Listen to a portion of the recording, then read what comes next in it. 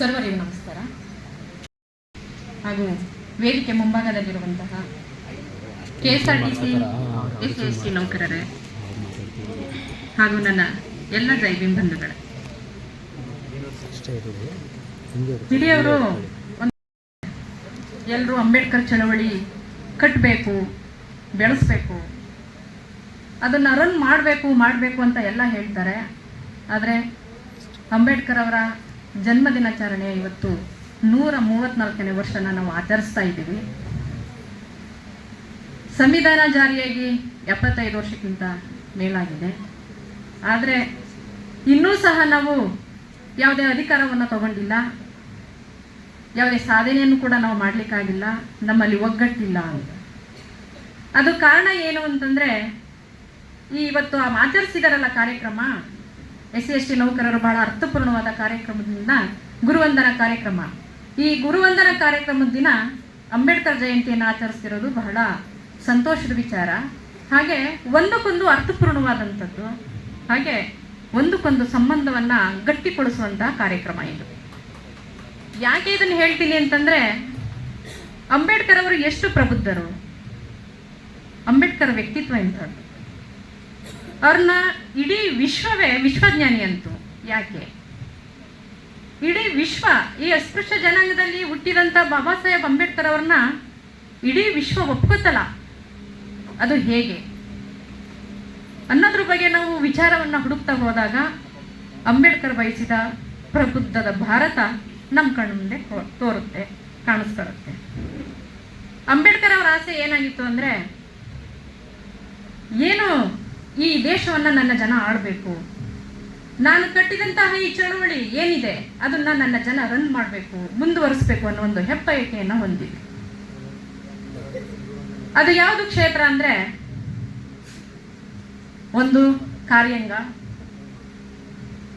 ಶಾಸಕಾಂಗ, ನ್ಯಾಯಾಂಗ, ಉದ್ಯಮ ಮತ್ತು ಮಾಧ್ಯಮ. ಈ 5 ಕ್ಷೇತ್ರಗಳೇ. ಈ 5 ಕ್ಷೇತ್ರಗಳಲ್ಲಿ ನಾವು ಸಾಧನೆಯನ್ನ ಮಾಡಿದ್ದೇ. ಆದರೆ ಈಗ ನಮ್ಮ ಹಿರಿಯವರು ಮಾತಾಡಿದ್ರಲ್ಲ, ಅವರ ತುಮುಲನ್ನ ಇಲ್ಲಿ ವ್ಯಕ್ತಪಡಿಸಿದ್ರಲ್ಲ, ಈಗ ಉದ್ಘಾಟಕರು ಬಹಳ ಅರ್ಥಪೂರ್ಣವಾಗಿ ಉದ್ಘಾಟನಾ ಭಾಷಣವನ್ನ ಮತ್ತು ಅವರ ಆಶಯವನ್ನ ಹೇಳಿ ಹೋದ್ರಲ್ಲ, ಆದಷ್ಟು ಬೇಗ ಈ ದೇಶವನ್ನ ನಾವು ಆಳ್ಬಹುದು, ಅಧಿಕಾರವನ್ನ ಹಿಡಿಬಹುದು. ಒಬ್ಬ ವ್ಯಕ್ತಿ ಧ್ವನಿ ಇಲ್ಲದವರ ಪರವಾಗಿ ಧ್ವನಿಗೂಡಿಸಿದಾಗ ಅದು ಧ್ವನಿ ಆಗಲ್ಲ. ಧ್ವನಿ ಇಲ್ಲದವರ ಪರವಾಗಿ ಹೆಚ್ಚು ಜನ ಧ್ವನಿಗೂಡಿಸಿದಾಗ ಮಾತ್ರ ಅದು ಧ್ವನಿ ಆಗುತ್ತೆ ಅಂತ ಹೇಳಿದ್ರು. ಅದು ನರೇಂದ್ರನ ಒಬ್ಬರೇನೆ ನನ್ ಜನ ಅಂತಂದ್ರೆ ಅದು ಆಗಲ್ಲ. ಅಂಥವರು ಅಬೌವ್ 60 ಇಂದ 70ವರೆಗೂ ಇದ್ದಾಗ ಮಾತ್ರ ನಮಗೆ ಶಾಸಕಾಂಗದ ಅಧಿಕಾರ ಖಂಡಿತ ಸಿಗುತ್ತೆ. ಅದು ಆಗ್ಬೇಕು ಅಂದಾಗ ನಮ್ಮಲ್ಲಿರುವಂತಹ ಅನೇಕ ದೋಷಗಳಿದೆಯಲ್ಲ, ಮೈ ಮೇಲೆ ಅಂಟುಕೊಂಡು ತಿರುಗಾಡ್ತಿದೀವಲ್ಲ, ಅಂತಹ ದೋಷಗಳು ಅವನ್ನ ನಾವು ಹೋಗ್ಲಾಡಿಸ್ಕೋಬೇಕಾಗುತ್ತೆ. ಅದನ್ನು ಹೋಗ್ಲಾಡಿಸ್ಕೊಳ್ಳಿ ಅಂತ ಯಾವ ಆಡಳಿತಗಾರರು, ಆಡಳಿತ ಮಾಡುವವರು ಹೇಳಲ್ಲ. ನಾವು ಈ ಸಮಾಜದಲ್ಲಿ 2 ರೀತಿಯ ವರ್ಗಗಳನ್ನ ನೋಡ್ತೀವಿ. ಒಂದು ಆಳುವ ವರ್ಗ, ಇನ್ನೊಂದು ಆಳಿಸಿಕೊಳ್ಳುವ ವರ್ಗ. ಇಲ್ಲಿರುವವರು, ನಾವಿಲ್ಲಿರೋದು. ಆಳುವ ವರ್ಗಗಳು ಬೇರೆನೇ ಇದೆ. ಅದು ಗ್ರಂಥಗಳಾಗಿರ್ಬೋದು, ಇಲ್ಲ ರಾಜಕೀಯ ಆಗಿರ್ಬೋದು, ಇಲ್ಲ ಪಕ್ಷಗಳಿರ್ಬೋದು, ಇಲ್ಲ ಪ್ರಬಲ ಜಾತಿಗಳಿರ್ಬೋದು, ಅದು ಬೇರೆ ಏನೇ ಇರ್ಬೋದು. ಆದ್ರೆ ಆ ಆಳುವ ವರ್ಗಗಳು ಯಾಕಾಗಬೇಕು ಅಂತಂತ ಬಾಬಾ ಸಾಹೇಬ್ರು ಹೇಳ್ತಾರೆ ಅಂದ್ರೆ, ಅಲ್ಲಿ 5 ಕ್ಲಾಸ್ಗಳನ್ನ ಅವರು ಹುಡುಕ್ತಾರೆ. ಒಂದು ನ್ಯಾಯಾಂಗ, ಒಂದು ಕಾರ್ಯಾಂಗ, ಒಂದು ಶಾಸಕಾಂಗ, ಕಾರ್ಯಾಂಗ, ನ್ಯಾಯಾಂಗ, ಉದ್ಯಮ ಮತ್ತು ಮಾಧ್ಯಮ. ಅದರಲ್ಲಿ ಶಾಸಕಾಂಗದಲ್ಲಿ ತಕ್ಕ ಮಟ್ಟಿಗೆ ನಾವು ಕಾಲಿಟ್ಟಿದ್ದೇವೆ. ಆದರೆ ಅದು ಸಾಲಲ್ಲ, ಇನ್ನೂ ಬೇಕಾಗಿದೆ, ಮೆಜಾರಿಟಿ ಬೇಕಾಗಿದೆ. ಇನ್ನ ಕಾರ್ಯಾಂಗ ಅಂದ್ರೆ ಯಾವುದು? ಪಾಲಿಸಿ ಮೇಕಿಂಗ್ ಪ್ಲೇಸಸ್ ಎಲ್ಲೆಲ್ಲಿದೆಯೋ ಅದು ಕಾರ್ಯಾಂಗ. Policy making ಎಲ್ಲಾಗುತ್ತೆ? ನಾವೀಗ ಭಾಷಣ ಮಾಡಿದ್ರೆ ಪಾಲಿಸಿ ಮೇಕಿಂಗ್ ಆಗುತ್ತಾ? ಇಲ್ಲ ನಾನು ಹೇಳಿದ ಭಾಷಣ ನೀವು ಕೇಳ್ಕೊಂಡ್ರೆ ಪಾಲಿಸಿ ಮೇಕಿಂಗ್ ಆಗುತ್ತಾ? ಇಲ್ಲ. ಇಲ್ಲ ನಾವು ದಿನ ಅಂಬೇಡ್ಕರ್ ಜಯಂತಿ ಮಾಡಿದ್ರೆ ಪಾಲಿಸಿ ಮೇಕಿಂಗ್ ಆಗುತ್ತಾ? ಇಲ್ಲ ಅಂಬೇಡ್ಕರ್ ಜೈ ಅಂತಂದ್ರೆ ಕಾಯ್ದೆ ಆಗುತ್ತಾ? ಆಗಲ್ಲ. ಅದಕ್ಕೆ ನಾವು ಕಾರ್ಯಾಂಗದಲ್ಲಿ ನಾವು ಕಾಲಿಡಬೇಕು. ಕಾರ್ಯಾಂಗ ಅಂದ್ರೆ ಯಾವುದು? Secretary level. ಎಲ್ಲಿ ಶಾಸನಗಳನ್ನ ಕಾರ್ಯರೂಪಕ್ಕೆ ತರಲಾಗುತ್ತೋ ಅಂತಹ ಜಾಗಗಳಲ್ಲಿ ನಾವು ಕಾಲಿಡಬೇಕು. ಇದು ಬಾಬಾ ಸಾಹೇಬರ ಆಶಯ. ಅಂತಹ ಜಾಗಗಳಲ್ಲಿ ನಾವಿದ್ದಾಗ ನಮ್ಮ ಸಮುದಾಯಕ್ಕೆ ಬೇಕಾದ, ಅಸ್ಪೃಶ್ಯರಿಗೆ ಬೇಕಾದ, ತುಳಿತಕ್ಕೆ ಒಳಪಟ್ಟವರಿಗೆ ಬೇಕಾದ, ಅಲ್ಪಸಂಖ್ಯಾತರಿಗೆ ಬೇಕಾದ, ಮಹಿಳೆಯರಿಗೆ ಬೇಕಾದ ದೌರ್ಜನ್ಯವನ್ನು ನಿಷೇಧ ಮಾಡುವಂತಹ ಎಲ್ಲ ಕಾಯ್ದೆ ಕಟ್ಟಳೆಗಳನ್ನು ನಿರೂಪಿಸಿ ಕಾಯ್ದೆಗಳನ್ನಾಗಿ ಮಾಡಿ ಈ ಸಮಾಜವನ್ನ ಶಾಂತಿಯುತ ಸಮಾಜವನ್ನಾಗಿ ನಿರೂಪಿಸುವಲ್ಲಿ ಇದು ಸಕ್ಸಸ್ ಆಗುತ್ತೆ ಅಂತ ಬಾಬಾ ಸಾಹೇಬ್ ಹೇಳೋದು. ಇವಾಗ ಕಾನೂನು ಎಷ್ಟೆಲ್ಲ ತಿದ್ದುಪಡಿ ತಗೊಳ್ತಿದೆ. ಅಂಬೇಡ್ಕರ್ ಅವರು ರಚನೆ ಮಾಡಿದಂತ ಸಂವಿಧಾನದಲ್ಲಿ ಎಷ್ಟು ಆರ್ಟಿಕಲ್ ಇತ್ತು, ಎಷ್ಟು ಭಾಗಗಳಿತ್ತು, ಎಷ್ಟು ಶೆಡ್ಯೂಲ್ಸ್ ಇತ್ತು, ಎಷ್ಟು ಅಮೆಂಡ್ಮೆಂಟ್ ಆಯಿತು. ಇವಾಗ ಎಂತೆದಕ್ಕೆ ಅಮೆಂಡ್ಮೆಂಟ್ ಮಾಡ್ತಿದ್ದಾರೆ? EWS ಇನ್ಕ್ರೀಸ್ ಮಾಡ್ಕೊಳ್ಳಕ್ಕೆ ಅವರು ಅಮೆಂಡ್ಮೆಂಟ್ ಮಾಡ್ತಾ ಇದ್ದಾರೆ. ಇದನ್ನ ಯಾರಾದ್ರೂ ಪ್ರಶ್ನೆ ಮಾಡಿದ್ವಾ ನಾವು? ವೀಕರ್ ಸೆಕ್ಷನ್ ಅವ್ರಿಗೆ, ವೀಕರ್ ಕಂಡೀಷನ್ ಇಲ್ಲರವ್ರಿಗೆ 10% ಮೀಸಲಾತಿಯನ್ನ ಕೊಟ್ಟಂತಹ ಸಂದರ್ಭದಲ್ಲಿ ನಾವು ಯಾರು ಪ್ರಶ್ನೆ ಮಾಡಲಿಲ್ಲ. ಅದಕ್ಕೆ 110 ತಿದ್ದುಪಡಿ ಆಯ್ತು, ಅದಕ್ಕೆ ತಿದ್ದುಪಡಿ ಮಾಡಿದ್ದಾರೆ. ಅದಕ್ಕೆ 104, 105 ತಿದ್ದುಪಡಿ ಮಾಡಿದ್ದಾರೆ. ಅದು ನಮ್ ಗಮನಕ್ಕೆ ಬರಲಿಲ್ಲ.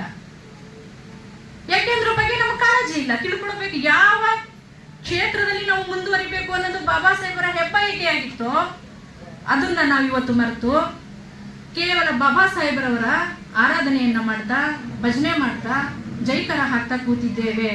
ಆದ್ರೆ ಯಾರು ನಮ್ಗೆ ಅಂಬೇಡ್ಕರ್ ಏನೂ ಮಾಡಿಲ್ಲ, ಅಂಬೇಡ್ಕರ್ ಅವಶ್ಯಕತೆ ನಮ್ಗಿಲ್ಲ, ಅಂಬೇಡ್ಕರ್ ಈ ದೇಶಕ್ಕೆ ಏನೂ ಕೊಟ್ಟಿಲ್ಲ ಅಂತ ಹೇಳ್ತಾ ಇದ್ದಾರೆ ಅವರು.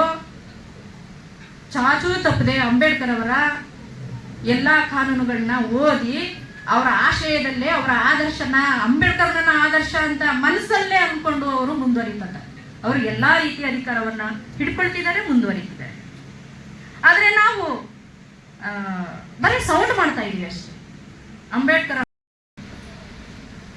ಸಮಾಜದಲ್ಲಿ 2 ತಿದ್ದುಪಡಿಯನ್ನು ಮಾಡಬೇಕು ಅಂತ ಅವರು ಬಹಳ ಕನಸನ್ನ ಒತ್ತಿಗೆ ಬಂದರು.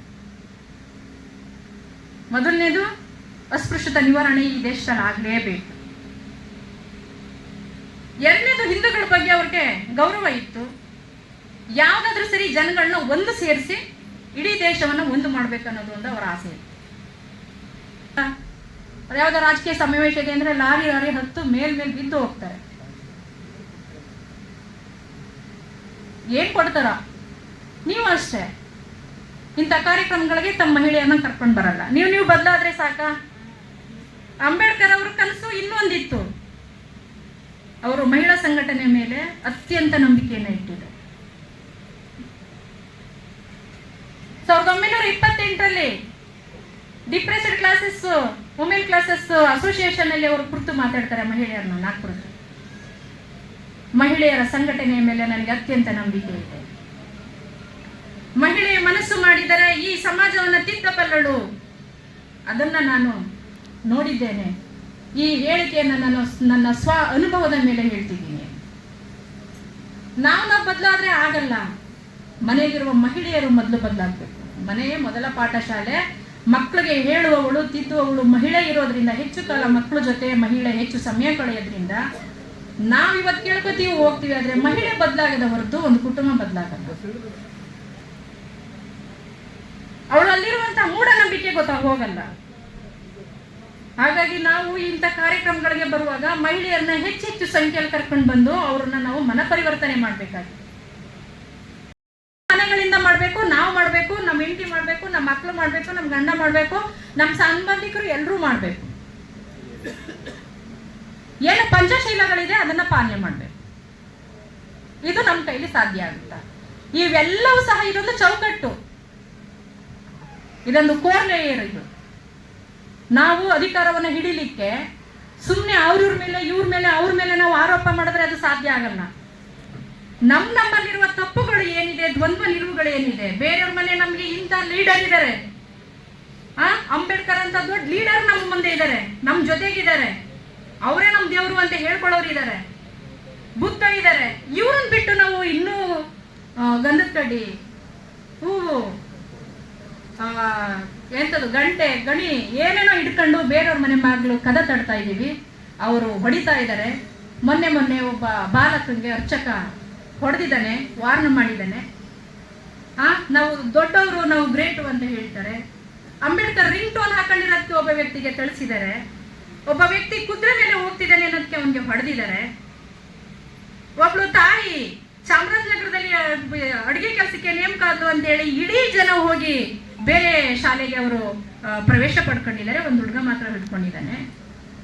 ಅವ್ರ ಆಜ್ಞೆಯನ್ನ ನಾವು ಪಾಲಿಸ್ತಾ ಇದೀವಲ್ಲ, ಅವ್ರ ಮನೆ ಬಾಗ್ಲಕ್ಕೆ ಅದನ್ನ ನಾವಿನ್ನೂ ತಟ್ಕೊಂಡು ಇನ್ನೂ ಹಿಡ್ಕೊಂಡು ನಿಂತಿದೀವಲ್ಲ. ಈ ಮನಸ್ಸನ್ನ ಈಗ ಹೇಳಿದ್ರಲ್ಲ, purity of mind, purity of speech, purity of body. ಬೆಳಿಗ್ಗೆ ಆಯ್ತಲ್ಲ ಬುದ್ಧ ವಂದನೆ, ಆ ಮೂರು ಬದಲಾಗದ ಹೊರತು ಈ ಎಲ್ಲ ಏನು ಸಣ್ಣ ಸಣ್ಣ ಆಚರಣೆಗಳಿದೆ, ಏನು ಮೂಢನಂಬಿಕೆ ಇದೆ, ಎಲ್ಲಾ ದೇವರೇ ಬಂದು ಕಾಪಾಡ್ತಾನೆ, ಏನಾಗಲ್ಲ ಅದು. ಅವೆಲ್ಲವೂ ನಿಮ್ಮಲ್ಲಿ ಇದೆಯಲ್ಲ, ಅದನ್ನ ನೀವು ತೊಳೆದು ಯಾವಾಗ ಗಂಟು ಮೂಟೆ ಕಟ್ಟು ಎಸಿತೀರೋ ಆವಾಗ ನೀವು ಪರಿಶುದ್ಧ ಆಗ್ತೀರಿ.